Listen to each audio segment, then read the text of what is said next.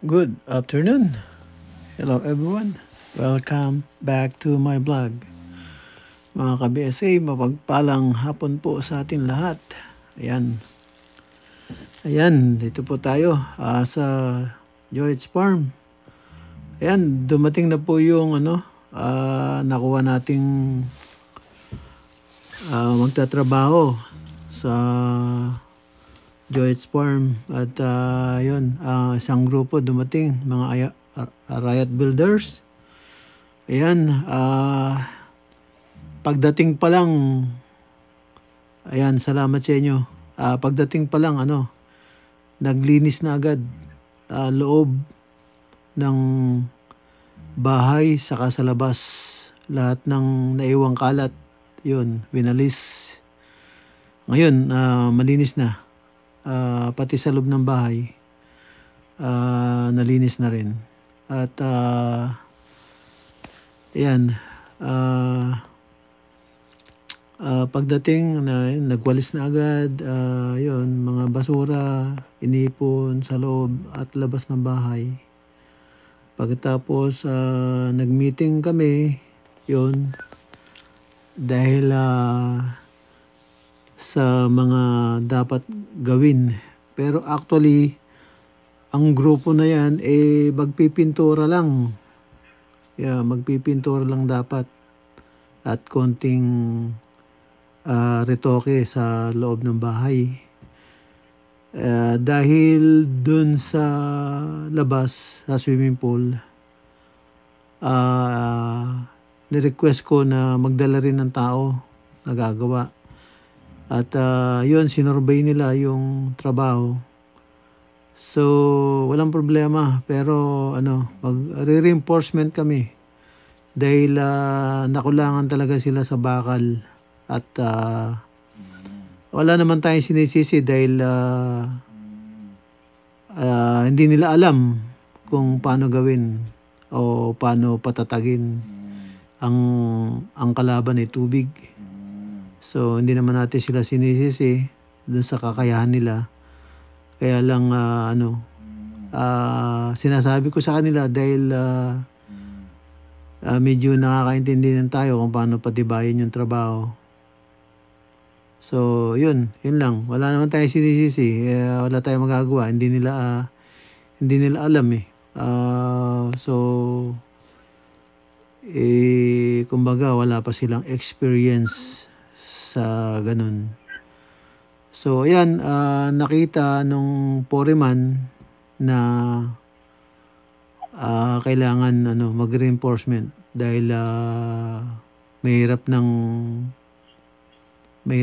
magtiwala. Yung bang hindi alam kung gaano katibay yun sa ginawang pundasyon. Kung kakayanin ba yung volume ng tubig, yung mga ganun. So ayan, na pagkasunduan namin yung suggestion ko, 100% na umagree na pwedeng sumuporta at yun lang ang magagawa. So para hindi masayang yung naunang mga materyales at labor, kahit na ito nagdo-doble-doble tayo kasi kinakabahan nga ako. So yun, reinforcement lang kami. Hindi ko naman sinisisi yung unang gumawa dahil kung talagang hindi alam so kaya ganun nang nangyari. So yan, reinforcement kami at yun, at medyo mag-a-adjust ng konti para hindi naman sayang yung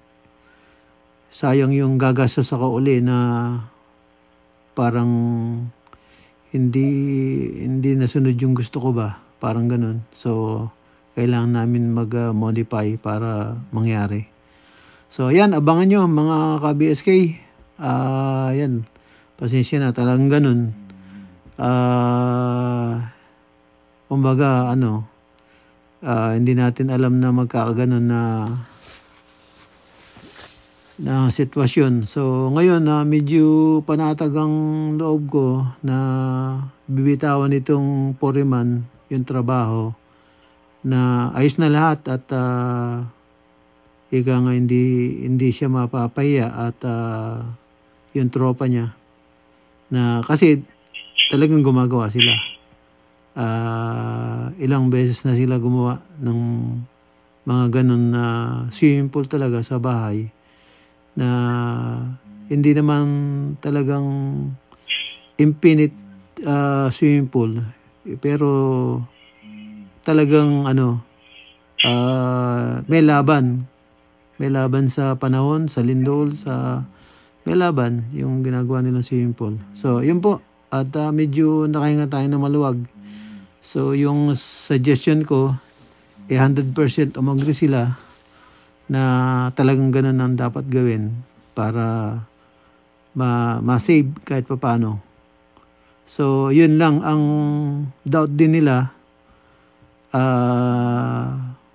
na hindi sila 100% dahil yung hindi nila alam anong nangyari talaga sa ilalim kung paano ginawa. Dahil kinabahan din sila nung makita nila yung mga poste, pati yung duktong na halos isang dangkal lang na tinali lang yung mga bakal. So hindi naman sila naninisi ng tao, kaya lang kinabahan sila dahil hindi magiging matibay.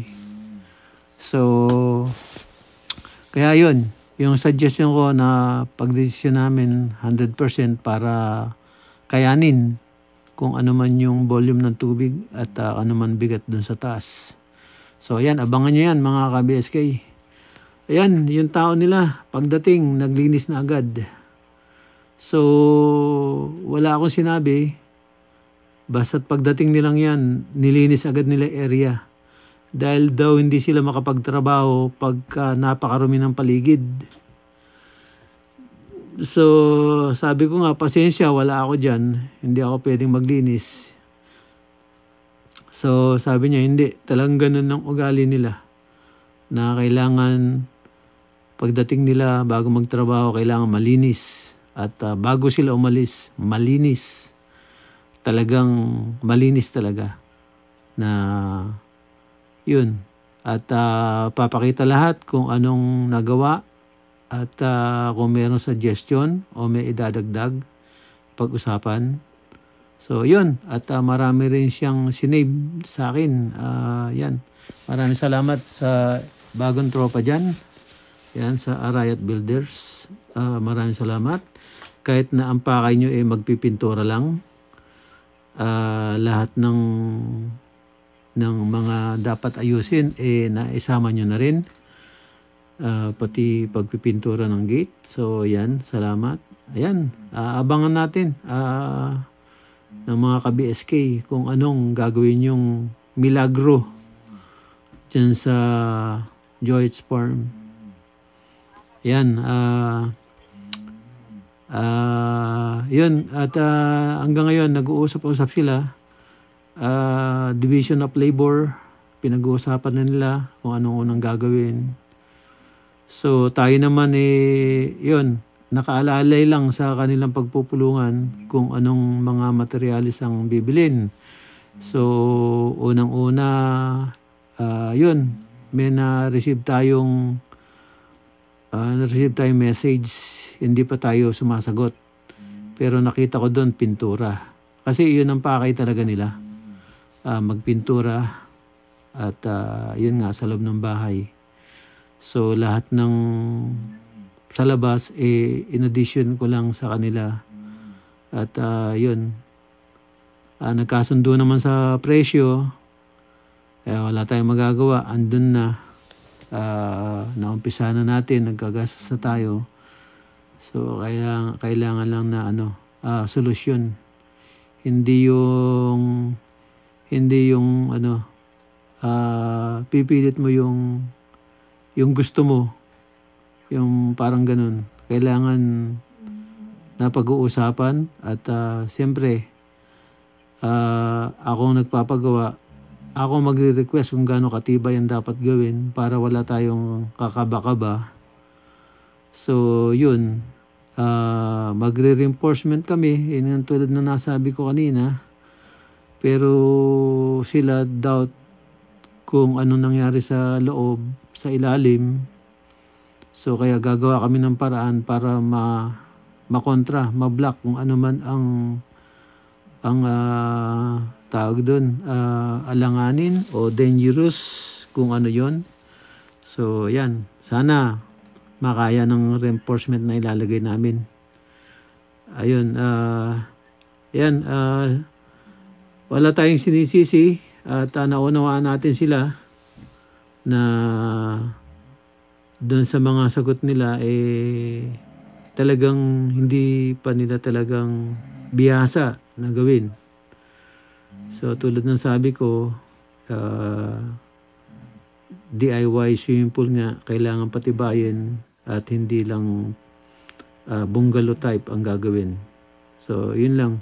Yan, at nagpupulong-pulong sila about the Division of Labor. Ayun, nagsigana sila sa yung mga kalat o basura na kanilang naipon. Yun, sinisilaban na nila para medyo maalis naman yung lamok at yung mga insekto sa puno ng mangga. Ayan, mga ka-BSK, at yan, lumakad sila. Mukhang bibili sila ng pagkain nila yata. Ayan, habang ayan, nag-meeting at nagpupulong pa rin sila kung anong uunahin. Pero ano yata sabay-sabay yata silang gagalaw para walang masayang na oras. At ika nga overtime, ika nga double time. Ayan, double time ang tawag doon, double time move para matapos agad. Walang aksayang oras.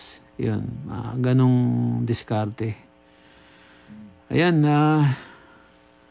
mga ka-BSK, abangan natin po kung anong milagro ang gagawin ng Arayat Builders. Yun, ang kasama nating kumausap sa kanila ay yung head ng Arayat Builders, si June Maniago ng Arayat, Pampanga. At saka si Foreman Jason, yan, on the move ng Arayat Builders. Yan, maraming salamat sa iyo at sa cooperation mo. Ayan. Ayan mga ka-BSK. Ayan, at end na po tayo dito. Ingat po dyan and God bless. Bye-bye, bye-bye. Bye-bye, bye-bye.